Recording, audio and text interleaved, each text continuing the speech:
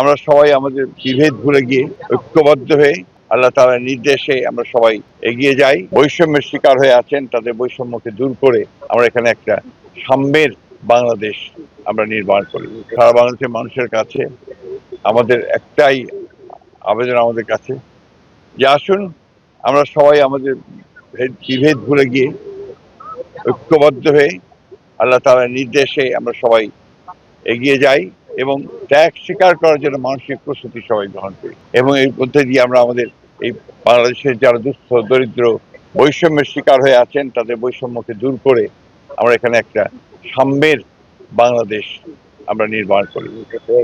আল্লাহ তাআলার কাছে আমাদের এই দোয়া যে আল্লাহ তাআলা আমাদেরকে যেন তৌফিক দেন আমরা সেই কাজগুলো করতে পারি।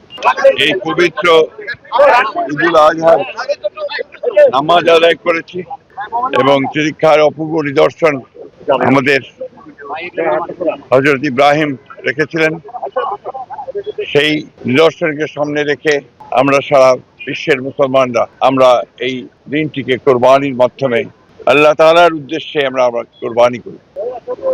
এটা কোনো হত্যা নয়, এটা বিদ্রোহী কবি নজরুল ইসলামের কথায় আজই হত্যা নয়, সত্যাগ্রহ সত্যের উদ্বোধন। আমরা আমাদের যত কলুষিত আছে মনের মধ্যে আমরা সমাজে সেগুলোকে বাদ দিয়ে এই কোরবানির মধ্যে দিয়ে আমরা সেটাকে পবিত্র করতে চাই এবং সেটাকে আমরা একটা এই আল্লাহ তাআলার নির্দেশে এই কোরবানি আমরা পালন করি।